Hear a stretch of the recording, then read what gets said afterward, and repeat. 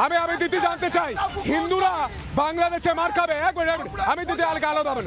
আমি জানতে চাই বাংলাদেশে দীপু দাসকে জ্যান্ত জ্বালিয়ে দেবে, বাংলাদেশে হিন্দুরা মার খাবে, তাদের জন্য সিএ হবে, সিএ এর বিরোধিতা করবে তৃণমূল, তারপর মমতা বন্দ্যোপাধ্যায় বলবেন ওপার থেকে কেউ এসে খটখট করলে আমি তাকে থাকতে দেবো। তার মানে কি?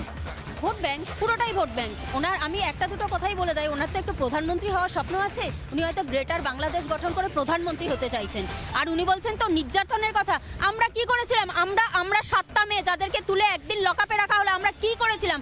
আমাদের উপর উনি নির্যাতন কেন করলেন? আমাদের ছেড়ে দিতে পারেননি? আমাদের 12 জন সনাতনী ভাই, তাদেরকে 2 দিন ঘরে আটকে রাখলেন। আমরা আজকে হাজরা পড়ে বসে আছি। আমরা কি করেছিলাম যে আমাদের নির্যাতন করা হচ্ছে?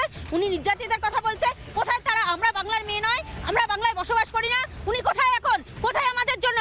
আমাদেরকে কেন 7টা মেয়েকে এক রাত লকআপে রেখে দেওয়া হলো? কেন রেখে দেওয়া হলো? আমরা কি করেছিলাম?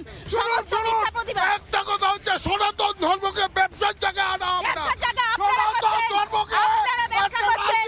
ব্যবসা আপনারা করছেন। ব্যবসা আপনারা করছেন। আপনারা সনাতন ধর্মকে ব্যবসা আপনারা করছেন। ধর্মকে ব্যবহার করছেন। ব্যবহার আপনারা করছেন। আপনাদের রাম নামে ভূত হয়। আপনাদের রাম নামে ভয় হয়। রাম নামে কাদের আপত্তি হয়? ভূতেদের। মমতা বন্দ্যোপাধ্যায় জয় শ্রীরাম শুনে বলেছিলেন গালিগালাজ করছে। যেদিন রাম মন্দির প্রতিষ্ঠা সেদিন তিনি কলকাতায় সম্প্রতির যাত্রা করছেন।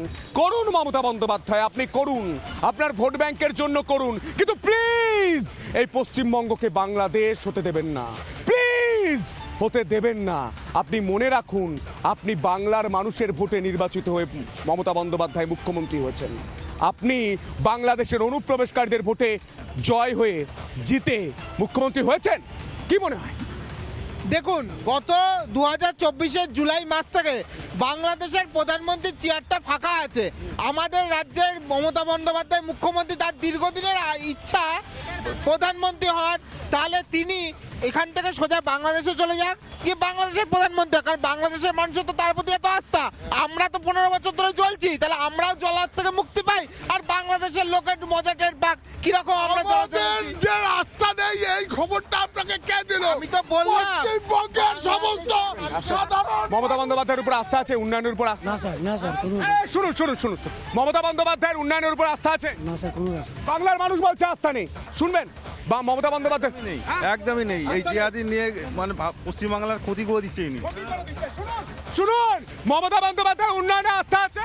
একদমই নেই, একদম বাংলার মানুষ বলছে উন্নয়নে আস্থা নেই, মমতা বন্দ্যোপাধ্যায়ের উন্নয়নে আস্থা নেই। আস্থা আছে? একদম নেই। আস্থা আছে দাদা? একদম নেই। আছে মমতা বন্দ্যোপাধ্যায় উন্নয়নে আস্থা নেই?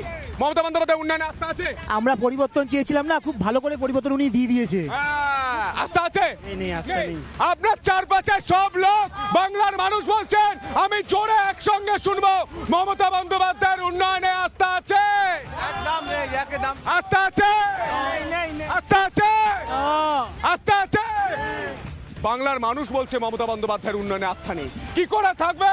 মমতা বন্দ্যোপাধ্যায়ের বাড়ির পাশে এই দিদিরা, এই মহারাজরা প্রত্যেকে বসে ধর্ণা দিচ্ছেন যে বাংলায়, পশ্চিমবঙ্গে হিন্দুদের রক্ষা করা হোক। কেন পুলিশ মারবে? সেখানে জাতীয়তাবাদী মুসলিমরাও বসে রয়েছেন। তারা বলছেন মমতা বন্দ্যোপাধ্যায় বাংলার উন্নয়ন করছেন না, বাঙালির উন্নয়ন করছেন না, রাজ্যের মানুষের উন্নয়ন করছেন না। আমি গিয়েছিলাম, দেখুন ওপার বাংলায় দীপু দাসকে জ্যান্ত জ্বালিয়ে দেওয়া হয়, তারপরেও সৌগত রায় এখানে এসে দাঁড়িয়ে বলেন, পশ্চিমবঙ্গের মাটিতে দাঁড়িয়ে বলেন যে বাংলাদেশি অনুপ্রবেশকারীদের ভরসা নাকি মমতা বন্দ্যোপাধ্যায়। আর এপার বাংলায় সাধু সন্ত এবং সনাতনী হিন্দুদের উপর লাঠি চার্জ করে বাংলার পুলিশ। মহারাজ কি বলবেন? আজ সৌগত রায় যে বক্তব্য দিচ্ছে, সেই বক্তব্য সেদিনে তার মনে ছিল যেদিন এই পুকুর বাড়ি সবকিছু ছেড়ে এই বাংলায় আসতে হয়েছিল? দেখুন, ব্যাপার হচ্ছে সৌগত রায় তো তথাগত রায়ের ভাই। তথাগত রায় আমাদের মাস্টার মশাই ছিলেন, পড়াতেন, ভীষণ ভালো মানুষ। তাই যেহেতু উনি ভালো মানুষের ভাই, তুই মাঝে মাঝে সত্যি কথা উনি বলে ফেলেন। এখন বিষয় হলো যে কথাটা তো উনি ঠিকই বলেছেন, কারণ সেদিনকে আমরা তো দেখলাম যে ওখানকার জনমানস গিয়ে যে ডেপুটি কনসুলেটের বাইরে প্রতিবাদ করছিল, সেই প্রতিবাদটা তো ছিল হচ্ছে বাংলাদেশি গভর্নমেন্টের বিরুদ্ধে বা ইউনুসের কার্যক্রমের বিরুদ্ধে বা মবের বিরুদ্ধে। হঠাৎ করে তাদের মানস বন্ধু হয়ে বা একটা আড়াল থেকে হঠাৎ করে আমাদের এখানকার রাজ্যের প্রশাসন পুলিশ পাঠিয়ে এরকমভাবে মেরে ছাতু করে রক্তারক্তি করে, হ্যাঁ, ওই ঝান্ডা নিয়ে গেছিল বলে তাদের নামে মার্ডার কেস দিয়ে, অ্যাটেম্প টু মার্ডার দিয়ে এরকমভাবে হ্যারাস করলো। এ থেকে তো উনি ঠিকই, উনি যেটা বলেছেন এটা তো প্রমাণিত হয়ে গেল। ওরা এখানে আসছে, এসে বেশ ঘর বাড়ি মাদ্রাসা মসজিদ সব বানিয়ে রাখছে, সেগুলো আবার ব্লাস্টও হচ্ছে, সেটা আবার পুলিশ চাপা দিয়ে বলছে না না না না না না না কোনো বম ব্লাস্ট হয়নি, কোনো বম ছিল না, ওটা তো গ্যাস ব্লাস্ট হয়েছে। আবার সেই প্রমাণগুলোও নষ্ট করে দিচ্ছে কার অনুমতিতে? সিএমটা কার স্বরাষ্ট্রমন্ত্রী ছাড়া হয় কি করে? কে স্বরাষ্ট্রমন্ত্রী? কে আবার স্বরাষ্ট্রমন্ত্রী? আমাদের ম্যাডাম মমতা বন্দ্যোপাধ্যায়। নানা ধরনের কন্টেন্ট দেখার জন্য লাইক করুন, শেয়ার করুন আমাদের ফেসবুক পেজ, সাবস্ক্রাইব করুন আমাদের ইউটিউব চ্যানেল। পাশাপাশি অন্যান্য ব্রেকিং নিউজের জন্য অবশ্যই চোখ রাখুন রিপাবলিক বাংলায়।